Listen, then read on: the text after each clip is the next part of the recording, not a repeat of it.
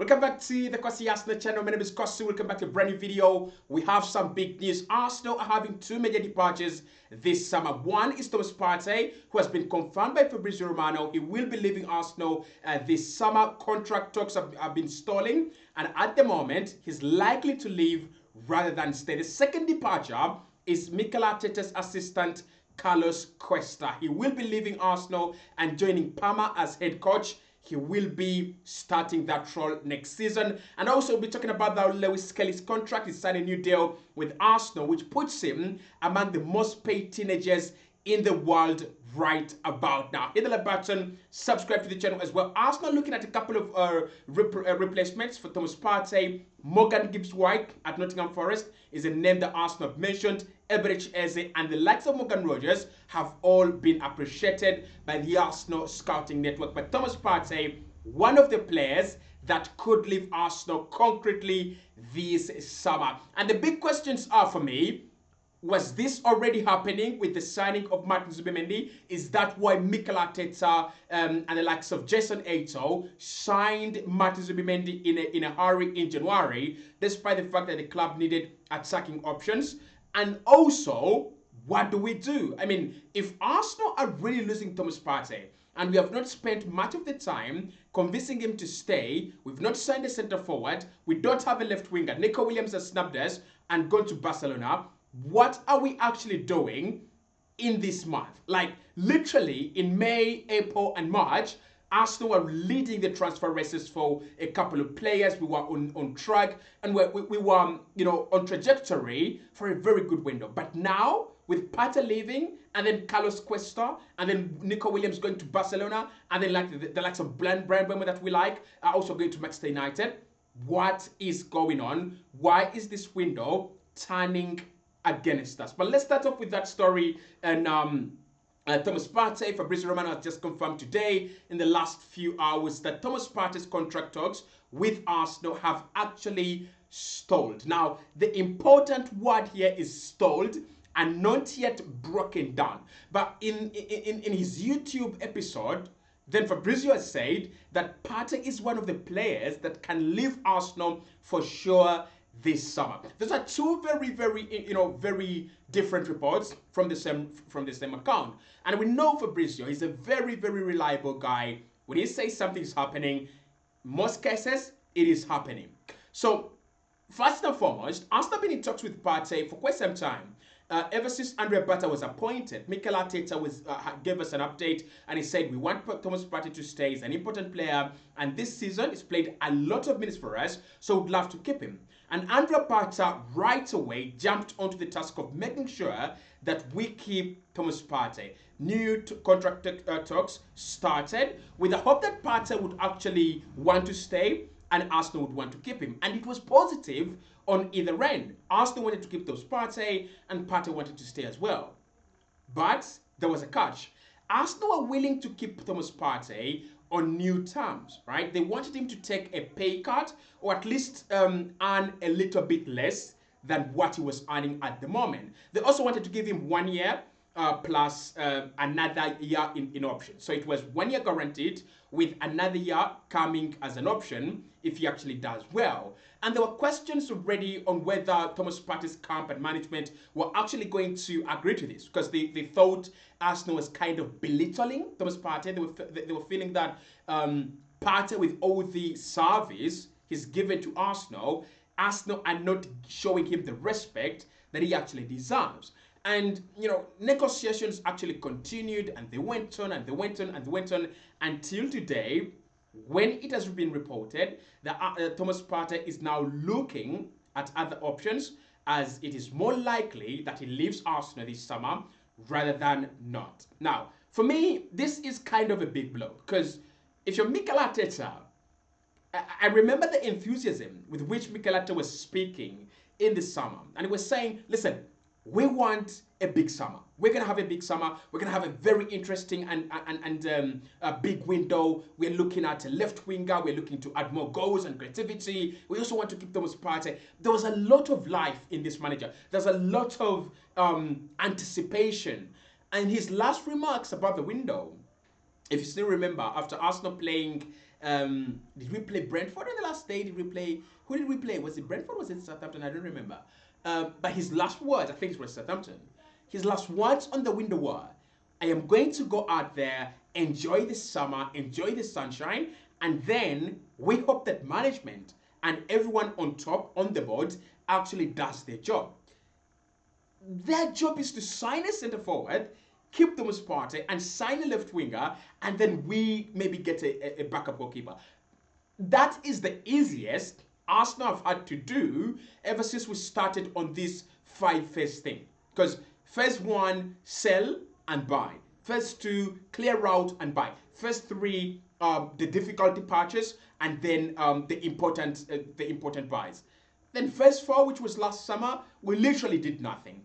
Phase 5 is the most important, it's the icing on the cake, and we are getting it absolutely wrong. I don't know, but I don't know how Mikel Arteta feels about this, right? He's out there trying to figure out, how do I replace Carlos Cuesta, the immediate vice to the office of Arsenal manager, and then he gets a call from Andrea Bata or whoever it is. It looks like we are not going to keep Thomas Partey. We have failed to agree a deal. It is, I don't know whether he's reading this on the news, on the Sun, or he's getting this information by email. Either way, it doesn't matter. It is difficult, it should be difficult for Mikel Arteta to take. This is a player that he has stipulated and he has, clarified he wants to keep. This is a player he has called all sorts of words. Important to the project, consistent, very good, very important to us. Like you can think about any word that praises a player Mikel has used on Thomas Partey. And to the extent that he said, we are sure he's gonna stay. We want him to stay, and the deal is in progress. So, what is wrong? Why is this deal breaking down? I think this is Andrea Bata and whoever is running this deal trying to talk Mikel Arteta into this. You have Declan Rice, you have Martin Zubimendi now, and you have a wage bill that is becoming chaotic, right? You have Kai Havertz, who shouldn't be, but is earning 280,000 per week. You also have Declan Rice, Martin Odegaard, William Saliba, Gabriel Magalhaes, Bukayo Saka. I can mention, but we could spend the whole day here analyzing wages. But the point is, maybe someone at Arsenal feels Partey is earning too much and he should go because Arsenal already have a player in Zubimendi that actually plays there. And if you remember what I said Zubimendi comes in as a replacement to both Jorginho and Partey. I've seen a few people say, Zubimendi is a replacement to Thomas Partey. Don't kid yourself. Sorry, to Jorginho. Don't kid yourself. You don't sign a 25-year-old DM that is wanted by Madrid, Liverpool, in order for you to make them a substitute player or a fringe player at Arsenal. You do not even have a trophy in the last 3-4 years. You can't do that. So he was promised a huge role. He was promised to start games. And I agree with that. I mean, he's younger. He's, he would give us more years, 5 years, 6 years on the ball than Thomas Partey. But that means that Partey then becomes a fringe player. That means that Partey becomes the substitute. He becomes the player that we don't use often. And for him to be earning astronomical wages, yet he's going to be a bench player, Andrea Bata is never going to agree to that. Honestly, he's never ever going to agree to that. And that is how this is wrapped up. Honestly, for me, I saw it coming and it's like, do they keep Partey with Martin Zubimendi? And Partey is earning a lot of wages, and Zubimendi is not a bench player. Because if the manager tries to sign you in January and you're going to arrive in July, Mikel Arteta signed Martin Zubimendi in January, and he had 7 months to get that deal done. It shows you how important Zubimendi is to Mikel Arteta. So Partey is leaving. For me, it's a huge blow for us. It's already a bad summer. First and foremost, it's a bad summer. I'm looking at this and I'm like, okay, what are we actually doing? We can't renegotiate with Partey. We have failed to do that. We cannot really sign a centre forward. Isak, We can't do that. It's either between Gyökeres and Šeško. We failed to decide. We failed to find our pick between Gyökeres and Šeško as per reports. We've not brought in a centre forward. A left winger that we wanted as priority, and Nico Williams, is gone. So basically, Mikel Arteta's transfer strategy that we came with in the window has flown out of the door, because he wanted John Garcia at GK, right? Second goalkeeper can give you that kind of challenge to David Raya. That is gone. He wanted Dean Huijsen at centre back, right? He wanted another centre back, and he wanted Dean Huijsen. That is gone. He wanted Milos Kerkez at left back. He wanted an explosive left back that can bomb up and down. That is gone as well. Kerkez to Liverpool, Huijsen to Madrid, and Joan Garcia to Barcelona. He wanted Nico Williams. He has gone to Barcelona.